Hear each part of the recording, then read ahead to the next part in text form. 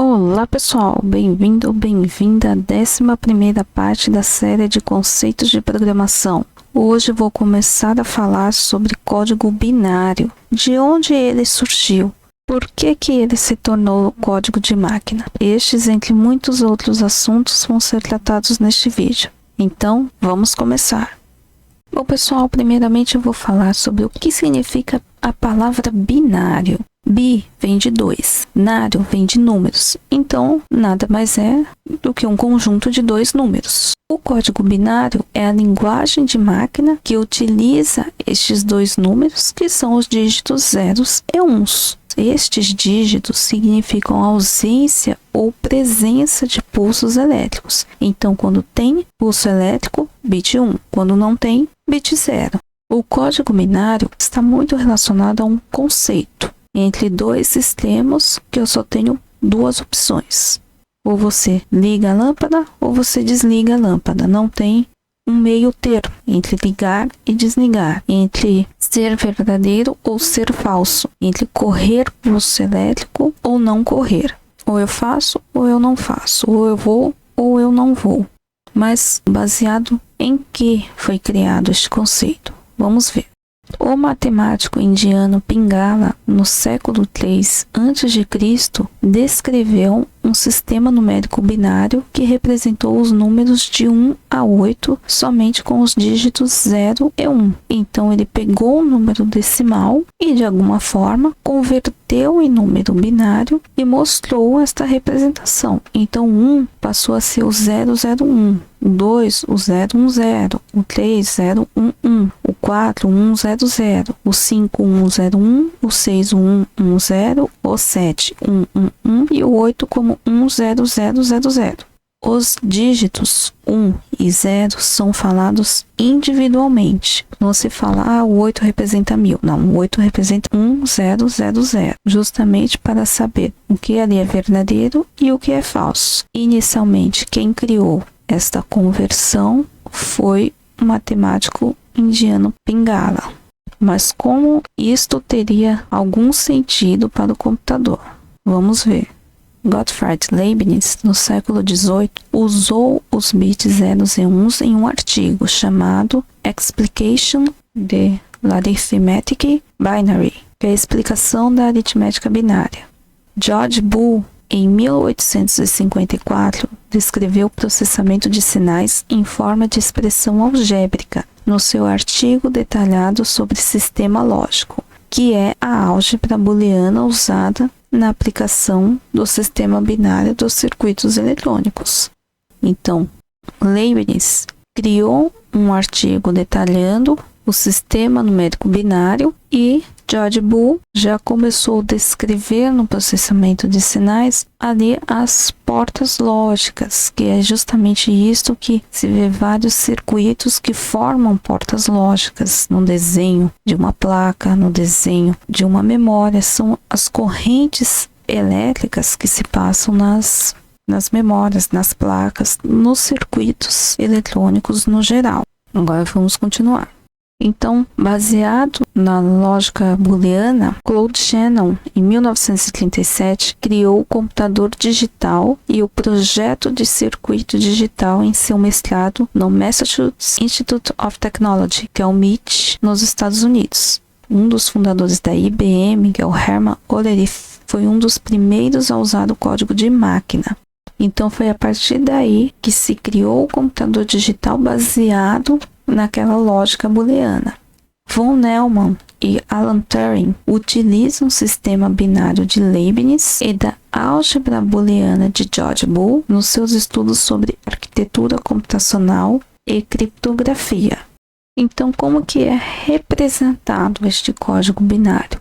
Um processador tem milhares de blocos lógicos complexos, formados por portas lógicas básicas, que determina que um circuito eletrônico digital opere apenas com 2 níveis de tensão, que são os bits zeros e uns. Mas eles têm outras formas de serem representados, como verdadeiro ou falso, ligado ou desligado, nível alto, nível baixo, alimentado ou zero, mais VCC, que pode ser mais 5 volts ou mais 3,3 volts, geralmente utilizado em fontes de alimentação, e 0 volts. Vai depender de qual circuito eu estou falando ou de que contexto eu estou falando. Por exemplo, se eu vou criar uma programação de um C, que eu vou usar um boolean, um valor lógico, ele vai ser um verdadeiro ou falso. Eu utilizo a porta lógica, eu utilizo um E, um OU, como por exemplo, se a média do aluno for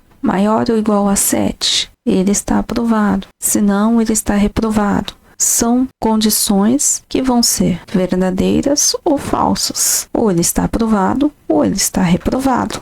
Ou ele tirou uma nota igual a 7 ou mais, ou ele tirou menos do que 7. Agora vamos ver estas outras formas são representadas pelos bits zeros e uns. A computação e a eletrônica digital estão baseadas nos bits zeros e uns e na lógica booleana, para representar nos circuitos eletrônicos digitais, que são as portas lógicas, números, caracteres e realizar operações de lógicas e aritméticas. Os programas são codificados de forma binária nas mídias, que são as memórias, discos que são HDs ou SSDs. Para cada informação armazenada na memória RAM, o formato da voltagem será mais alta, bit 1, ou mais baixa, bit 0. Já nos HDs SSDs, terá diferença de polaridade, positiva, bit 1, ou negativa, bit 0. É importante saber que todos os componentes elétricos utilizam um código binário. Tudo que envolve corrente elétrica é utilizado o código binário, como uma lâmpada, ela está ligada, ela está desligada, é um código binário. Não é só limitado ao computador, é um conceito utilizado em componentes elétricos. E como é a representação da informação que o homem criou para fazer o computador realizar a entrada de dados e com o processamento destes dados ter uma saída, que é a base binária. Então, o computador tem a sua forma de representar uma informação que é diferente da nossa. Por exemplo, um bit para o computador é um caractere. É quando você escreve só um número, uma letra, um símbolo como um símbolo de mais, um símbolo de menos. Um byte ou caractere é uma palavra nossa. Um byte é um conjunto de 8 bits. Uma palavra para o computador são frases que nós escrevemos. Um registro são textos. Um arquivo são livros. Um banco de dados foi baseado naquelas empresas que tinham aqueles móveis de gavetas com várias pastas, com arquivos, com o nome dos funcionários, com vendas, com compras. E aí foi baseado na digitalização daqueles arquivos em um banco contendo vários e vários dados.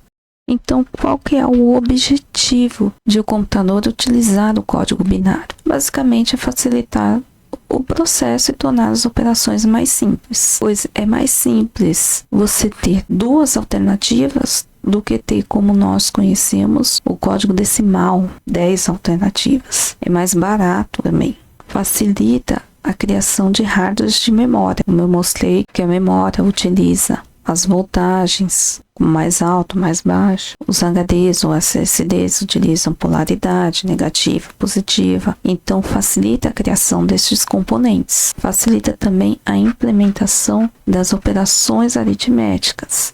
E pode-se usar os transistores, que funcionam como uma chave de liga e desliga. Os transistores, eles foram criados para substituir as antigas válvulas, que eram muito mais caras e muito mais complexas. Foi-se criado os transistores para baratear e facilitar a construção e a lógica do computador. Bom, pessoal, como eu falei sobre os transistores, eu vou dar uma breve passada na história do computador. Começando pela primeira geração, que era a geração das válvulas. Durou entre 1946 e 1948. Nesta época, os computadores realizavam a programação através da conexão direta entre unidades físicas. Para isso, eram utilizadas as válvulas, que eram ligadas e desligadas para enviar manualmente as informações. O primeiro computador foi o ENIAC, que é Electronic Numerical Integrator and Computer, ou computador integrador numérico eletrônico. Em 1943 começou a sua construção e finalizou em 1946. Era uma máquina decimal e não binária como as de hoje. Ele tinha a capacidade de realizar 5.000 operações por segundo, possuía 18.000 válvulas de 16 tipos diferentes, 6.000 computadores, 10.000 condensadores, 1.500 relays e 50.000 resistências. Ocupava 3 salas com um total de 72 metros. Ele funcionava com uma memória de 20 acumuladores, entre aspas, que mantinham um número decimal de 10 dígitos em cada unidade.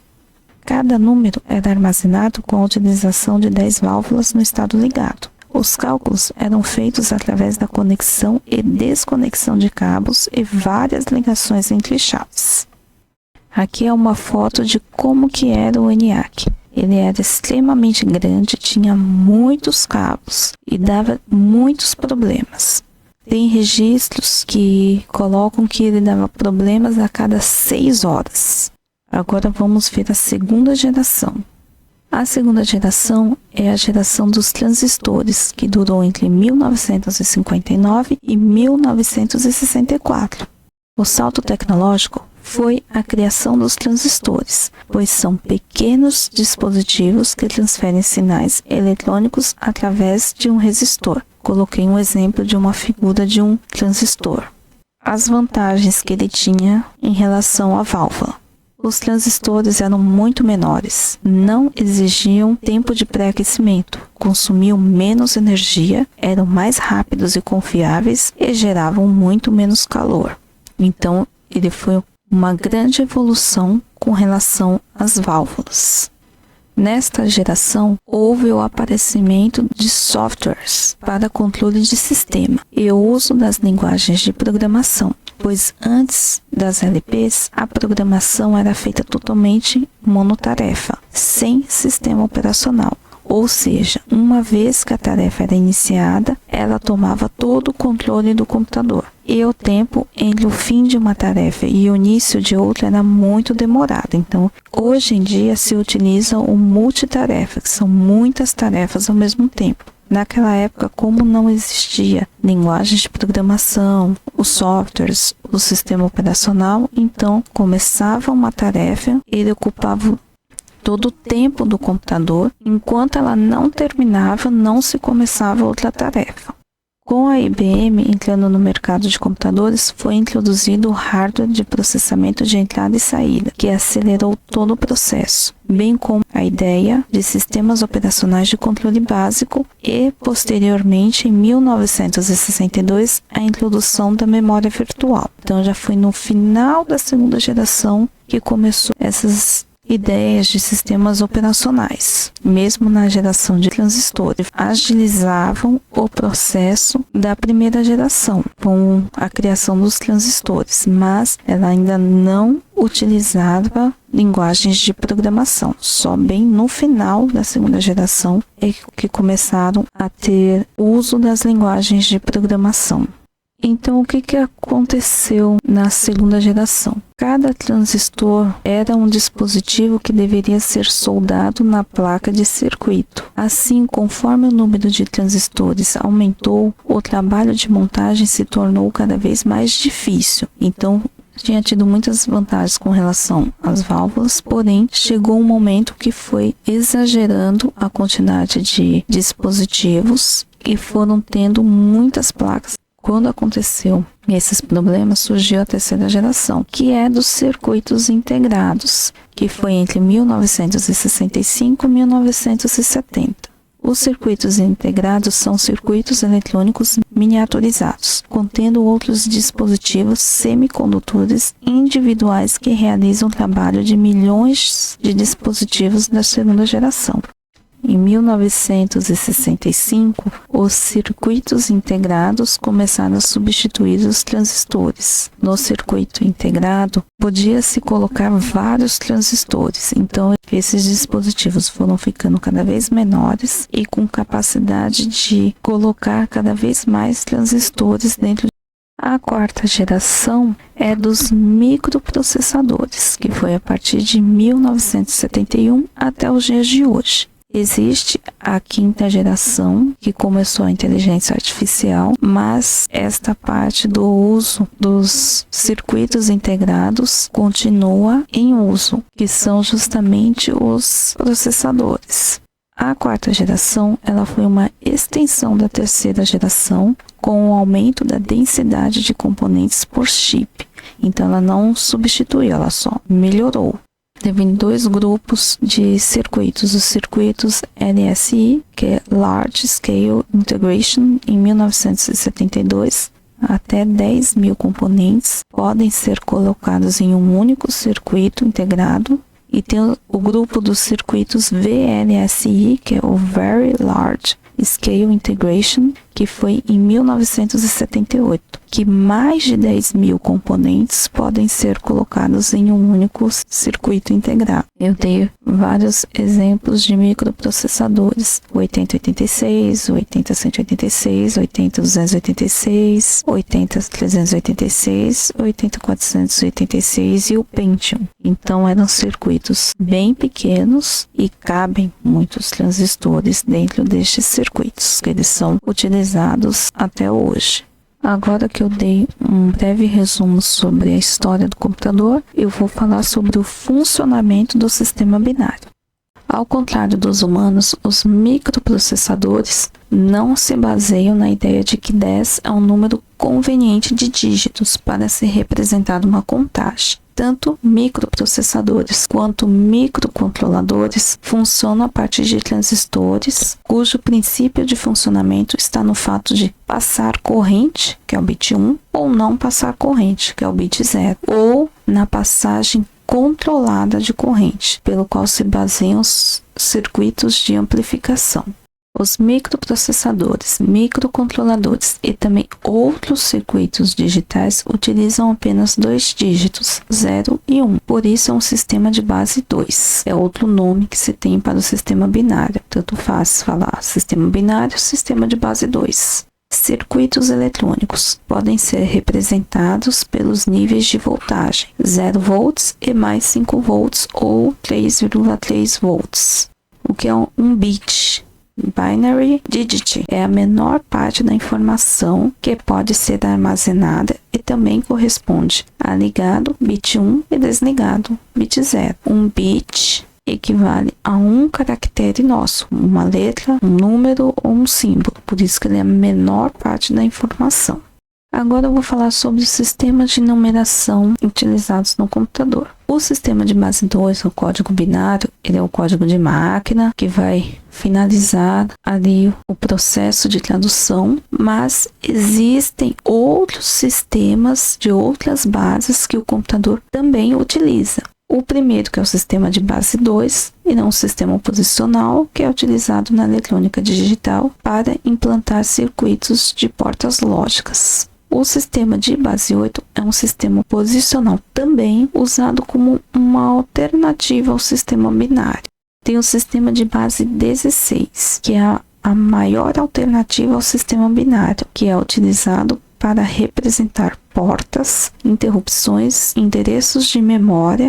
As variáveis são posições de memória e possuem um endereço. E esse endereço é representado pelo sistema de base 16. O sistema RGB no desenvolvimento web, que são as cores Red, Green, Blue. Quando se vai programar em um HTML, por exemplo, se tem um recurso de utilizar tanto porcentagem de RGB, como tem aqueles FFF, é o código hexadecimal, é o sistema hexadecimal, sistema de base 16, que é utilizado. Tem programas como o Canva, que você escolhe a cor, você pode utilizar também o sistema de base 16 para representação de cores.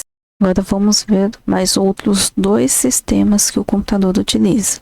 Tem o sistema de base 62, que é um encurtador de URL, pois converte um número decimal, que é o número de identificação único para cada URL no banco de dados, para a base 62. Tem também o sistema de base 64, que é utilizado para codificar os dados binários que precisam ser armazenados e transferidos em meios que foram desenhados originalmente para lidar com dados textuais. Bom, pessoal, este foi o primeiro vídeo falando sobre o sistema binário. Falei um pouquinho sobre a sua história, também sobre a história do computador, o seu funcionamento, entre outros assuntos. No próximo vídeo eu vou falar sobre as conversões, como são feitas as conversões. Então não deixe de assistir. Se você perdeu os primeiros vídeos da série, no qual falei de definições importantes, linguagens de programação, tradutores, entre muitos outros assuntos, não deixe de conferir. Vou deixar o link aqui na descrição. Obrigada por assistir este vídeo, um abraço e até o próximo vídeo. Tchau, tchau!